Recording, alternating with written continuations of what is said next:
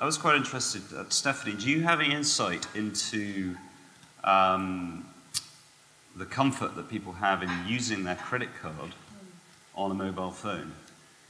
I think apps do add a certain level of, native apps add a certain level of comfort because, to be honest, I'm not even sure why, because I think there's just kind of cues that we expect about software at this point, and the web feels more brittle and native software feels more secure. While there's mountains of websites and people access them, there are only a handful of payment gateways. And actually, consumer trust, they might not trust my website, but I use PayPal. Pretty much everyone's used PayPal. I don't know, how many people have made a purchase using PayPal in the room? Yeah, okay.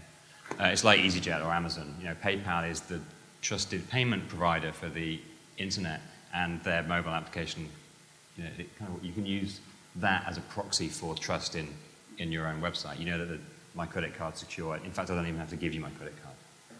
I think just in general, putting in credit card details into mobile devices, I think there's still a bit of a question mark from a user perspective. Less about the technology and its ability to do. I think it's more about the user being comfortable. And I think that's an education piece that we've not quite got to. Hi, Mark Duffy from Second Places. A question really to Hugh, and it's one we've came across quite a lot today, and we're all talking about this wonderful technology, apps, mobile, and then we go to the Museum of Scotland and it doesn't have Wi-Fi. Totally agree with you, and I think it's one of those things that's, if you look at the connectivity issues around Scotland in total, especially in the public sector areas, I think it's something that's just about to move through into that area. I think it's something that should have happened and that it should definitely pushing for it. I think there also is load issues as well, opening up in public areas, free Wi-Fi. It's a really nice idea. So who's paying for everyone to check their Hotmail and their Gmail accounts? And so there's control issues around it as well. So, but I do think from a kind of connectivity and pushing out across Scotland, it is high on the agenda, and hope to see it definitely from the visitor information centres and hotspots across the country, but again through museums and other non-departmental public agencies. I think unfortunately for probably 70% of Scotland, this conversation today is irrelevant because broadband is completely ineffectual, whether that's mainline or mobile. So I think we have major issues, and I think we have a responsibility in a group like this to push government to say, you know, if we want to take customers seriously, then we've got to respond with the correct infrastructure. I think that's really important that we push that.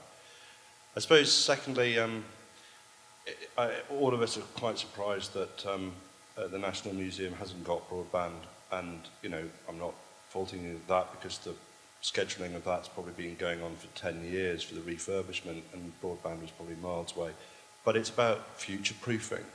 What do we need to do as an industry to look forward rather than looking back the way and saying, great, Twitter's here, it's fantastic. Twitter was launched in 2009, and actually it's, you know, now starting to reduce. What's the next thing that's coming forward, and what do we need to do to prepare for that? I think what I'd say is do what Hugh did, experiment. They didn't know if QR codes were going to work, but there was a new technology. They have been used very effectively in some countries. Do what you can without spending a lot of budget and learn from it and do the next thing. That way you'll be ready when the next innovation comes. Just understand your customers. And they're all at different stages, different lifestyles, different life stages as well. And they will engage in different ways. And I think the one thing, just as an industry, that we could do to put in place a very good offering, increase conversion rates, increase average transactional values, all these kind of things. It's just about understanding our customers in an effective way and then figuring out the routes to market to then engage with them, the conversations you should be having. Okay, thank you very much.